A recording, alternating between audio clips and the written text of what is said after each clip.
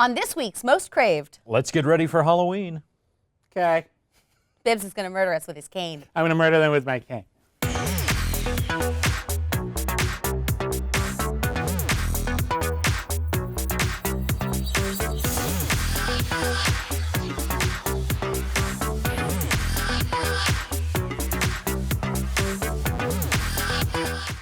Hey guys, welcome to Most Craved. I'm Jenna Bush with Legion of Leia. I'm Silas Lesnick with ComingSoon.net. I'm William Bibiani with Crave Online. Kane. We're going to do the episode we were going to do before Casper Van Dien went insane on us. I'm so sad I missed that. Last week, Casper Van Dien was on the show, and he was a very interesting guest. And we were going to talk about like all the different horror movies that were coming out, and we kind of got sidetracked. That was a strange episode. It was a strange... If you missed that episode, see that episode. Watch what happens. I had the plague, but I enjoyed it, watching it very much. But it's Halloween season, and of course we all love Halloween because we're good people, and we want to talk about some of the horror movies that are coming out and what we like to watch every year for Halloween. Go! Well, there's a couple things coming to theaters. My favorite of which that I've seen is Goosebumps. So cute. Which is really just fun. It's Jumanji with like a little bit of Monster Squad. It was really, really sweet. I mean, there are kids in it, obviously, but they weren't annoying movie kids. They were actually really, really entertaining. It was fun. There is a ventriloquist dummy in there, Slappy, and I have a fear of them, and I had to interview Slappy, and I didn't Was he sleep. kind? He was creepy. Well, yeah. He would do that. What's interesting, I interviewed Rob Letterman for this, for Crave Online, for Goosebumps, and he had a really great way of thinking about it. It was like, when he pitched the film, they said, we want to do Goosebumps movie. He said, I have this idea. He wanted to make it like an Amblin movie. And for those who don't know what that is, that's basically like E.T. and Gremlins and stuff like The Burbs. There were these movies in the 80s that had sort of a genre, supernatural, sci-fi element to them, but beyond that, they were just really good movies with a broad cast of characters, and it got a great sense of a community. And that's what I got out of Goosebumps, honestly. It's really likable characters. They're not like all like mugging or to the camera ad-libbing like crazy, hoping to find a joke somewhere. It feels like a real movie, and if I were like 7 or 8, like the real target demographic for this would be like my new favorite film, but I'm not, and I still loved it. And I think it's a really, really solid flick. It walks a line that I think is very hard to do, which is that it feels like there's actual stakes for the characters. Realistically, they're probably not going to die because it is a kid's movie, and yet it is a little scary. Like the danger feels real, and it feels like they have to succeed. I think about the ending of the first Gremlins, in which, it's like a PG-13 movie, but like there's a gremlin with a chainsaw running after a guy. The gremlin may not succeed because it's not that kind of movie, but the gremlins are trying to kill people.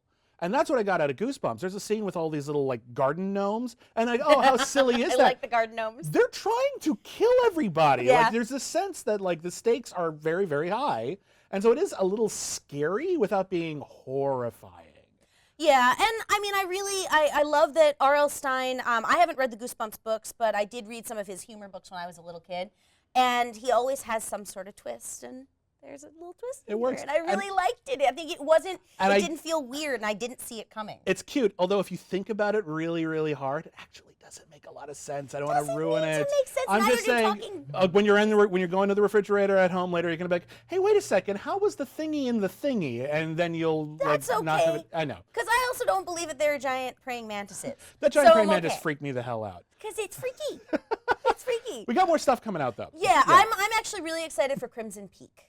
Yes, I'm so mad because of this whole business with my knee and my cane. I haven't been able to see it yet. Yeah, I haven't seen it yet either. However, I've spoken to a bunch of people who have, and everything that they've told me so far, I can tell. I mean, first of all, it's Guillermo del Toro, so I'm going to love it. Guillermo del Toro is one of those directors that everyone likes, but no one goes to see his movies. I go to see his movies. They're just not huge hits. Everyone like respects him. He's got this very dedicated cult following, but everyone seems to discover his films on home video.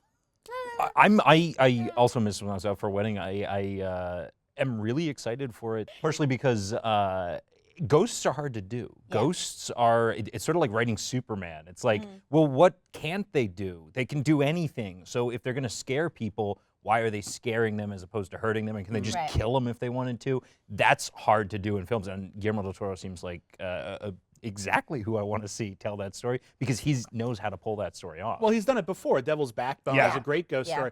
What my favorite ghost stories tend to be ones where you're not 100% sure it's a ghost story the whole time. You look at like Robert Wise's The Haunting, which is like the best haunted house movie ever.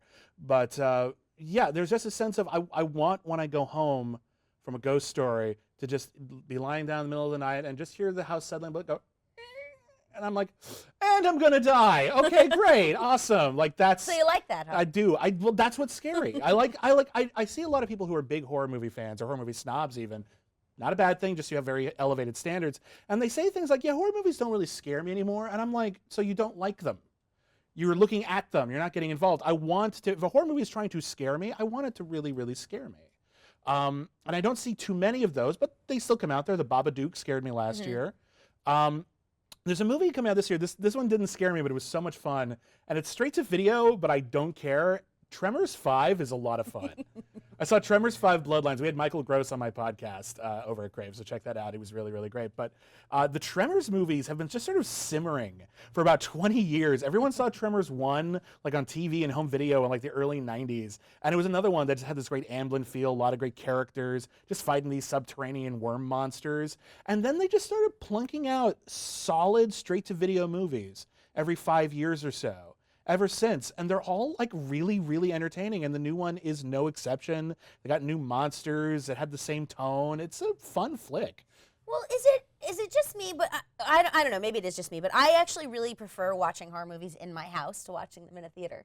I know people get like the whole everyone's going woo at the same time, but for some reason I really like them at home. And I'll very often I won't see them in the theater, but I will go and watch like 10 of them in one night in my house. Have you guys ever seen a horror movie in which it actually plays better in a theater, not because of the crowd, just because of the cinematography? Oh, I mean, Yeah. some of my favorite horror films to watch at Halloween are sort of the silent classics, and Count of Dr. Caligari being at the Yeah. top. And I got to see that one time with live organ accompaniment, and it's Wow. it's incredible. So And there's cool. something. I don't know how much I would say that those films they actually scare me, although there is a level of almost an otherworldly quality just because they're so Yeah. different. They're spooky. But seeing it with an audience and seeing the whole crowd take in these just bizarre images, that is incredible to me. That's true. I have seen Nosferatu with a big group of people. Weirdly, because they do these sort of interludes where they'd stop the film and then they'd have this stage show, which I was part of. I was bitten by a vampire. It's cool.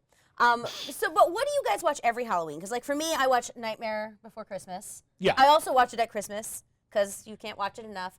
And I generally like to marathon Buffy Halloween episodes and Treehouse of Horror. I also stuff. I love Halloween specials. I love holiday specials of anything, but Halloween specials, weirdly, you can't beat Roseanne. That's so Roseanne crazy. I'm has gonna go some watch of them the now. best Halloween episodes out there. You were just telling us this, and I did not watch enough Roseanne when it was on. I guess I'm going to have to watch it. For me, actually, some of the newer ones are actually, I think, going to end up in my rotation. Like, for a while, I've been watching the Invader Zim Halloween episode. That's a classic with the Halloweenies, and Zim doesn't understand what's going on. But the Community Halloween episodes are Oh, those are so consistently good. great. So good. They're consistently great. They are so much fun. I absolutely love all of them. I also watch Night Before Christmas. I also think I'm going to start watching Paranorman every year. Oh, I love that movie. Paranorman's a great movie. It's another one that I think everyone who saw it really loved it, but not enough people saw it. If you missed Paranorman in theaters and didn't check it out on home video, check it out this Halloween. It's not just for kids. It's actually a very clever, very exciting, energetic, wonderful, creepy movie for kids, and I cannot recommend it enough. Ooh, one more. Dead Again. Dead Again. Ooh, good one. Love that movie. David Cronenberg's The Brood is coming out on Criterion this month. If you haven't seen that movie is scary as all hell. That movie will freak you the hell. That movie is wrong, and yet so right. There's also the one show I actually watch every Halloween on Halloween is an episode of Millennium called The Curse of Frank Black, and it is Lance Henriksen's character alone on Halloween, and that is the entire plot, and it's amazing. Ooh, okay. I'm totally watching that. Halloween party. What do you guys watch? What do you guys watch on Halloween? Every Halloween. Let us know your favorites. Let us know what you're looking forward to this year, and come back next week for an all new Most Craved. Twitter. Boom. Twitter.